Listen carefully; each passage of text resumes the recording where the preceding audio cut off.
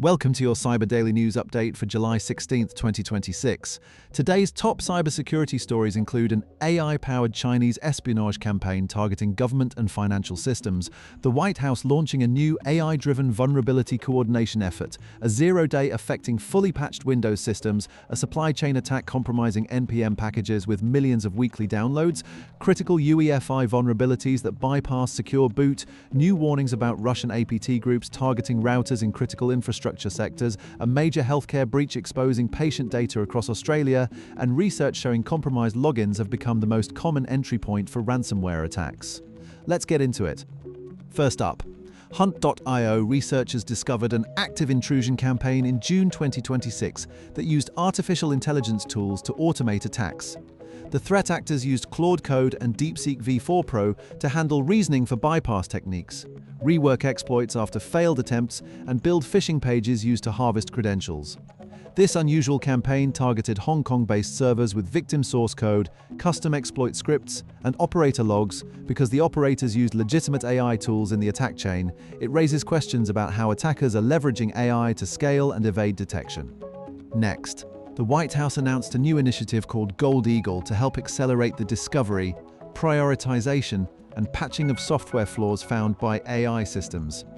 SANS Institute researchers warn that governance programs for AI are still nascent, even as AI failures and threats grow.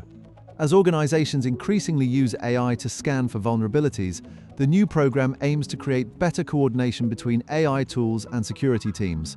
Without strong governance, there is a risk that AI systems might flag low-priority issues while missing critical exploits, leaving organizations exposed. Staying with Russia, US and allied governments have released new guidance warning that Russian state-sponsored groups are scanning and exploiting poorly secured network devices to access critical infrastructure. Groups linked to the Russian Federal Security Service are targeting routers and switches by scanning for exposed SNMP services with weak or default credentials. Because network devices sit at the heart of communications, energy, and finance infrastructure, a compromise here could allow attackers to move laterally across multiple sectors. The advisory urges organizations to tighten authentication and harden network device configurations immediately. Turning to a critical zero-day, just hours after Microsoft's Patch Tuesday, researcher Chaotic Eclipse published a proof-of-concept exploit called LegacyHive that targets the Windows User Profile Service. The vulnerability affects fully patched Windows systems and allows local privilege escalation if an attacker already has standard user access. Because the flaw targets a core Windows service, it could be used to access registry data that should remain protected, potentially helping attackers elevate privileges. The researcher has stripped the POEC to reduce the risk of immediate exploitation, but it highlights how attackers can find new ways to abuse core Windows components.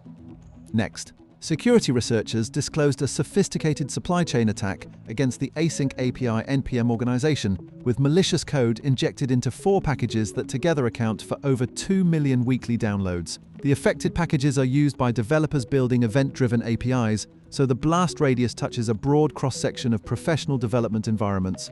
The malware functions as an info stealer, crypto stealer, and remote access Trojan, and it actively attempts to mimic known campaigns. Because the packages are widely used, many developers may have pulled in compromised code without realizing it, creating a persistent risk. Staying with a critical boot exploit, researchers revealed that 11 forgotten Microsoft-signed uEFI Shims can be abused to bypass secure boot on almost any machine, because these bootloaders are signed by Microsoft and work regardless of the operating system. They represent a fundamental threat to system integrity.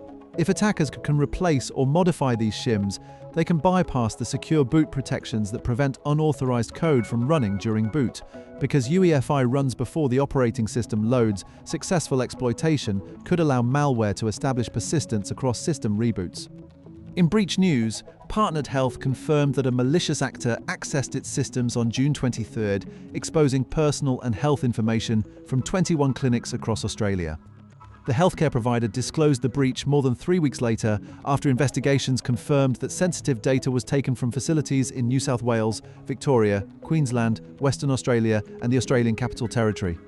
Because the attack targeted a healthcare provider holding sensitive patient records, the breach could have long-term consequences for affected individuals, including identity theft and financial fraud. Finally, Sophos research has found that compromised logins are now the most common entry point for ransomware attacks, surpassing software vulnerabilities. Analysis of ransomware incidents shows that phishing, brute force attacks, and other identity-based threats have overtaken code flaws as the primary delivery method, because attackers can use stolen credentials to gain access without needing to exploit a vulnerability first. Organizations must focus more on identity security, including multi-factor authentication, monitoring for suspicious logins, and training employees to recognize phishing attempts. That's your briefing for today. The CVE numbers and links to every story are in the show notes below.